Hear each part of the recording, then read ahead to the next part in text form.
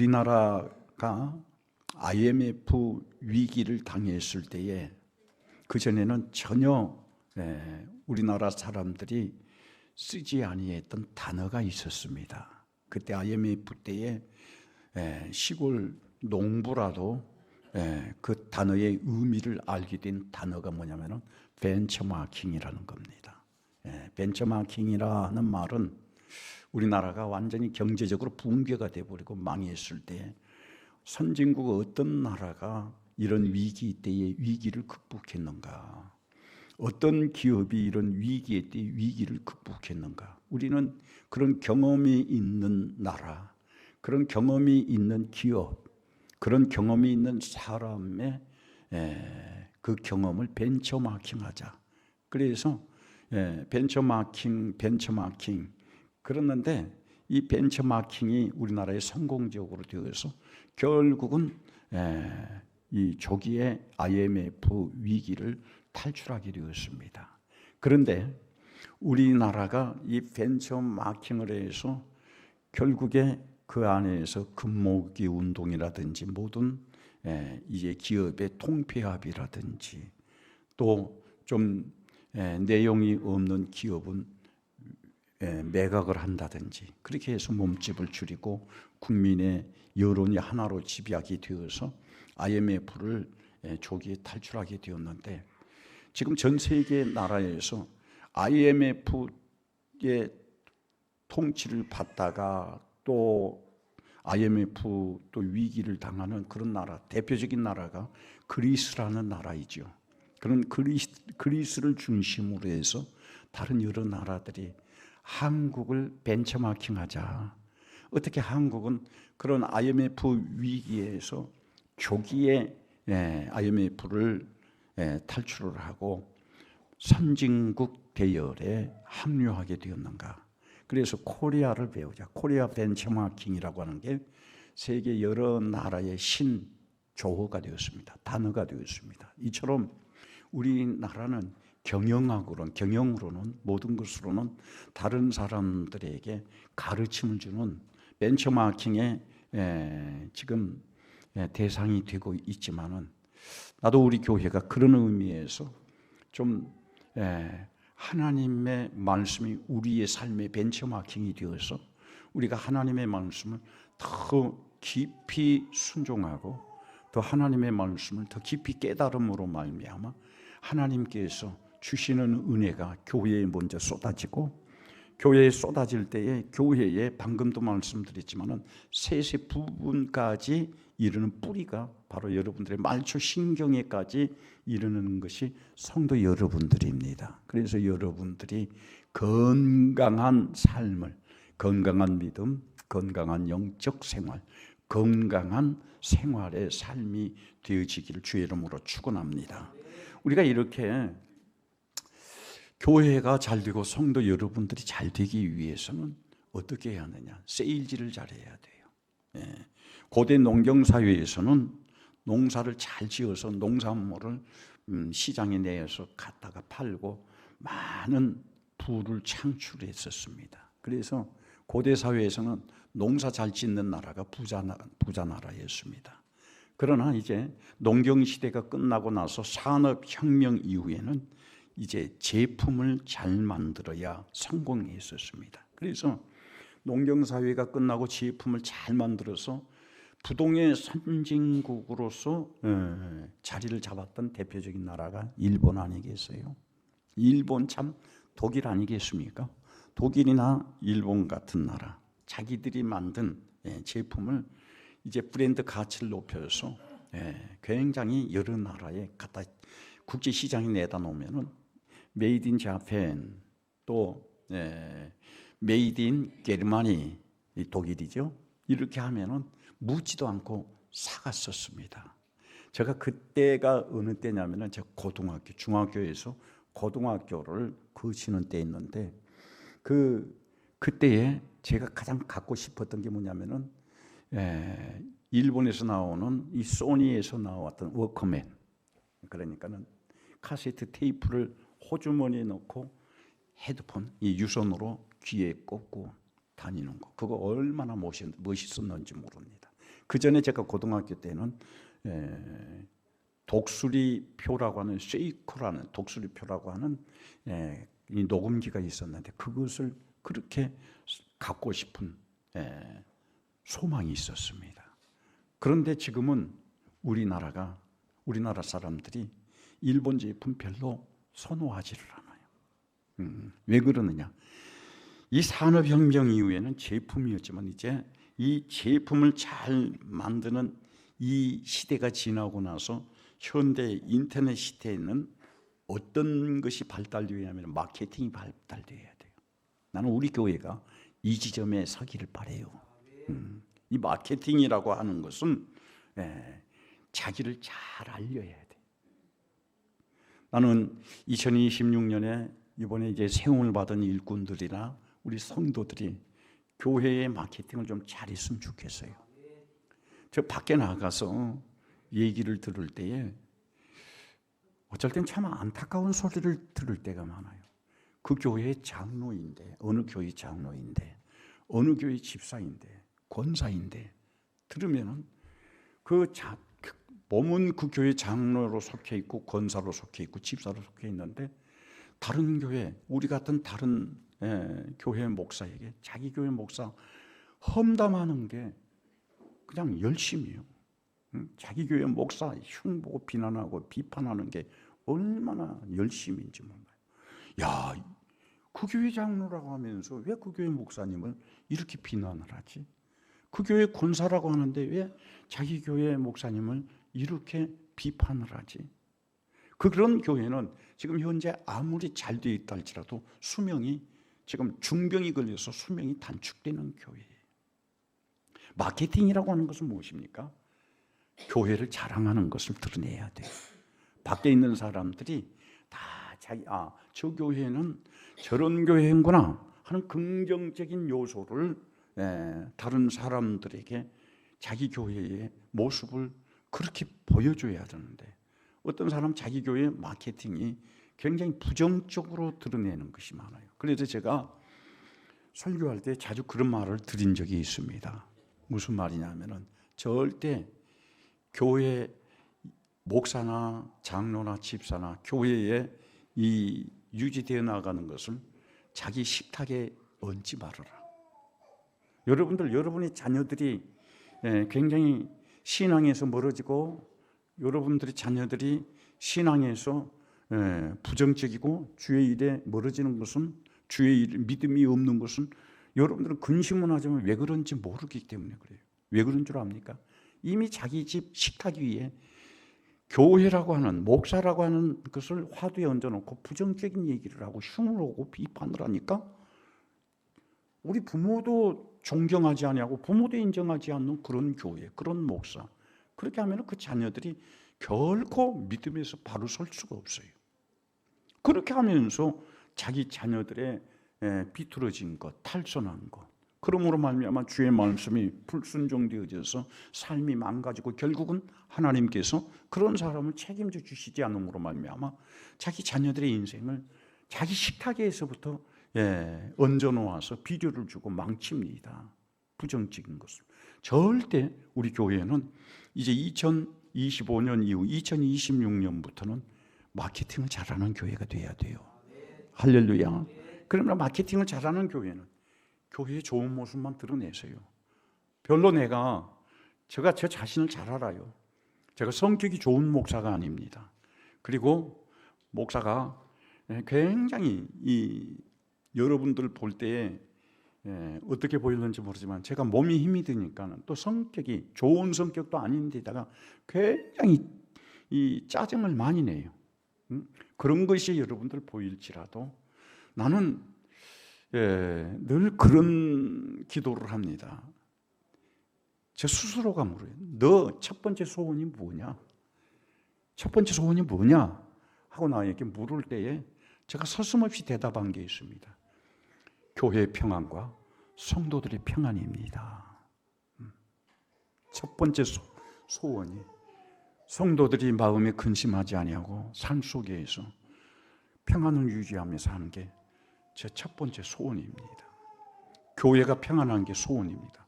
두 번째 소원이 뭐냐? 성도들을 잘 말씀으로 양육시키고 이끌고 저기 데리고 나가. 참 엄마도 무단하다.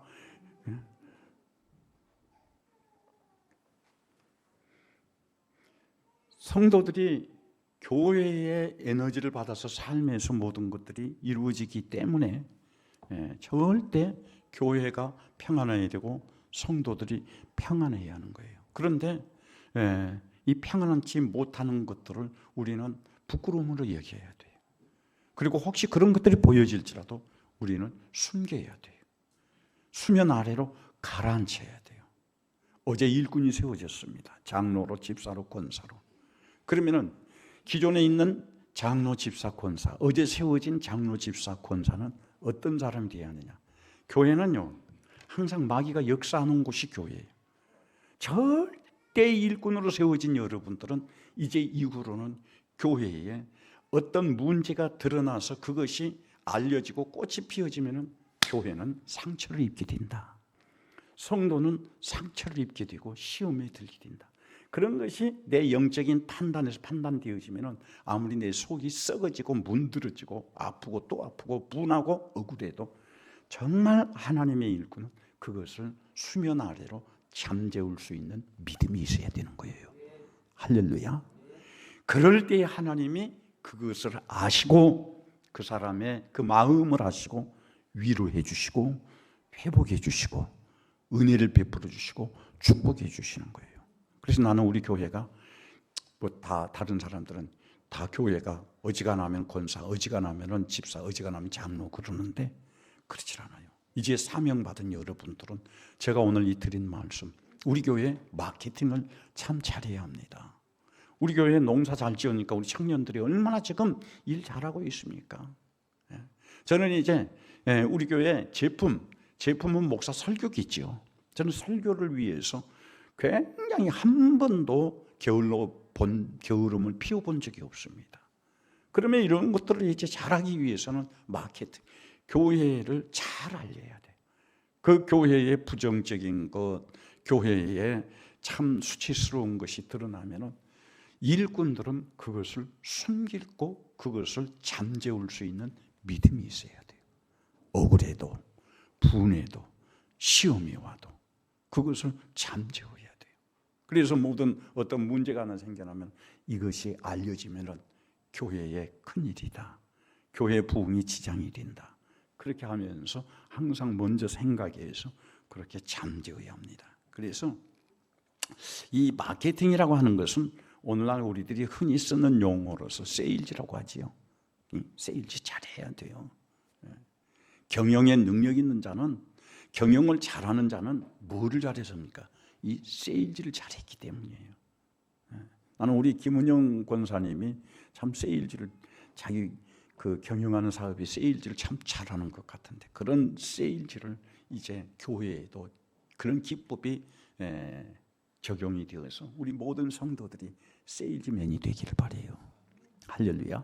그리고 그래서 교회가 정말, 제가 지금 짧은 시간에 말씀을 드렸지만은 이 말씀 잘 여러분들이 적용을 해서 2026년에는 우리가 아이고 하는 탄식보다는 주님의 은혜입니다. 할렐루야. 억지로 그렇게 만들어내는 게 아니라 아이고 그러기 전에 주님의 은혜입니다. 저도 그래요. 아마 이제 제 몸에 좀 힘든 부분들은 12월 달 안에 다 잘라내든지 떼내든지 수술을 12월 달 안에 다 마칠 겁니다. 그리고 내년 1월부터는 내가 몸이 아픕니다, 힘듭니다 말을 안 하고 그렇게 기도하고 있어요. 주님이 은혜 주시어서, 주님이 건강 주시어서 이렇게 합니다 하면서 새로운 이제 목회에 정리를 하려고 합니다. 저 목회 10년도 못 남았어요. 그러니까는 이제 새로운 목회를 정리하고, 제 후임으로 어느 목사님이 오실런지는 모르겠지만 오실 때에는 참 욕먹지 않는, 전임자가 욕먹지 않는 목사가 되고 싶고, 또 성도 여러분들로 통해서도 우리 목사님 참 그러면서 비난하고 비판하고 욕먹는 목사가 아니라 참 그래도 나름대로 잘했다 소리 듣고 싶습니다. 그러기 위해서는 새로운 도약을 위해서 우리들이 힘을 모으고 그 힘, 에너지를 분출시키는 우리 교회가 되기를 주의 이름으로 축원합니다. 이런 교회가 되기 위해서는 두 가지만 말씀을 드리겠어요. 첫 번째로 4절 말씀 한번 읽어봅시다. 4절 말씀 다 같이 시작. 우리는 오로지 기도하는 일과 말씀 사역에 힘쓰리라 하니. 아멘. 교회는 이 두 가지를 빼놓고 교회가 교회라고 할 수가 없어요. 성도도 이 두 가지가 없는 성도는 겉으로는 성도이지만 성도로 갈 수가 없습니다. 첫 번째는 뭡니까? 기도하지 않는 교회는 망한다. 기도하지 않는 교회는 힘이 없어진다. 기도하지 않는 교회는 하나님의 힘을 받지 못한다. 그래서 우리 교회는 전부가 전 성도들이 기도하는 성도들이 되기를 바라요. 할렐루야. 그 다음에 성도의 삶의 아웃라인은 어디입니까? 요즘에 나이 한 40쯤 들은 남자들의 로망이 있죠. 어디 시골에 가서 닭이나 키우고 염소나 키우고 그런 것을 제가 자주 봅니다. 이제 은퇴를 하고 그런 삶이 로망이라고 하는데, 시골에서 닭을 키우든지 염소를 키우든지 소를 키우든지 반드시 에리아가 있습니다. 닭도 이 이상 넘어가면 위험하다. 염소도 이 울타리를 넘어가면 위험하다. 그래서 그 주인이 보호할 수 있는, 보호해 줄 수 있는 울타리가 있습니다. 오늘 우리 그리스도인들이 하나님이 우리를 영육간에 보호해 주실 수 있는 울타리가 있는데 그 울타리는 말씀이에요. 할렐루야. 그렇기 때문에 성도가 하나님의 말씀을 넘어가서 욕심을 부린다든지 자기 육신의 생각대로 산다든지 자기가 좋은 대로 산다든지 하면은 그 말씀을 넘어버리면은 하나님께서 그런 사람을 책임져 주시질 않아요. 하나님이 책임져 주시는 사람은 하나님의 말씀의 울타리 안에 있는 사람. 할렐루야. 그래서 우리 모든 성도 여러분들은 건강한 교회, 여러분들의 건강한 가정, 건강한 육체, 건강한 자녀, 그래서 건강함으로 말미암아 에너지가 넘치고 하나님의 축복을 받기 위해서는 우리를 책임져 주시기 위해서 하나님이 쳐놓으신 이 에리아 울타리, 이 안에서 살아야 돼요. 이 안에서 우리가 순종해야 돼. 그래서 우리는 교회나 성도가 기도나 말씀을 순종하는데 힘쓰는 그런 교회, 그런 성도가 되기를 주의 이름으로 축원합니다. 그 다음 두 번째 7절 말씀 또 읽고 마칩니다. 7절 말씀 다 같이 시작. 하나님의 말씀이 점점 왕성하여 예루살렘에 있는 제자의 수가 더 심히 많아지고 허다한 제사장의 무리도 이 도에 복종하니라. 아멘. 여러분, 예수님을 십자가에 못 박도록 허락한 사람들이 누구지요? 유대인들, 서기관들, 바리새인들, 제사장들입니다. 그런데 예수님을 십자가에 못 박도록 내어준 이 제사장들도 결국에는 이 사도행전 6장 7절 말씀에 보면은 예수님의 복음에 복종했다는 거예요. 이게 천지개벽입니다. 이 말은 무슨 말이냐면은 예루살렘 교회가 그러면은 성도들이 어떤 모습을 보여줬기 때문에 제사장들까지도 그렇게 악한 마음을 가지지 아니하고 예수 그리스도의 복음에 복종하게 되었지요. 선교의 영향 때문이에요. 예루살렘 교회가 선교하는 교회였기 때문에. 예루살렘 교회가 무슨 일을 했기에 하나님의 말씀이 점점 더 왕성해졌죠? 선교였습니다. 구제였습니다. 그래서 제가 자주 말씀을 드렸습니다만 2019년 3월 15일 제가 암 판정을 받고 그래도 신경 쓴다고 했지만은 우리 교회에 그런 최대의 에너지를 집약시켰던 것이 선교하는 것이었고 구제하는 것이었습니다.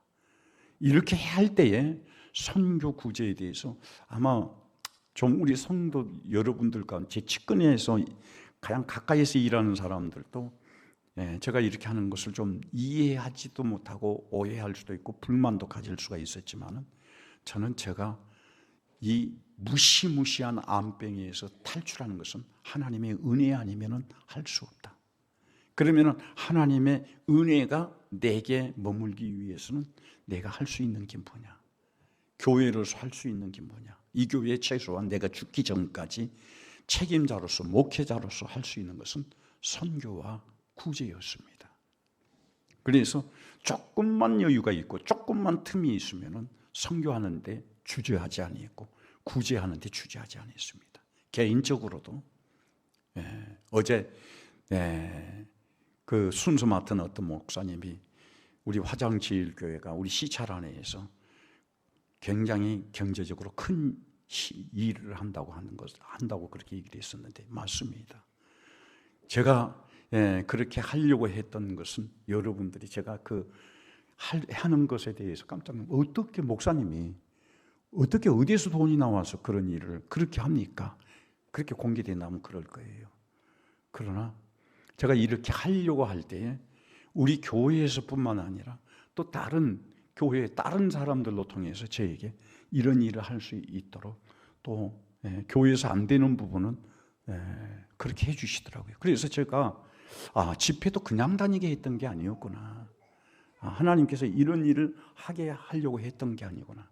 그러면서 제가 결론을 내린 게 하나님이 나를 보고 이런 일을 하라고 나를 그 무시무시한 암병에서 나를 고쳐주시고 살려주셨구나. 그래서 우리 교회가 이런 일을 선교하는 일에 구제하는 일에 더 힘을 쏟아야겠다 하는 그런 각오를 가집니다. 그래서 오늘 우리 교회 35주년 기념주의를 당하여 여러분들에게도 말씀을 드립니다.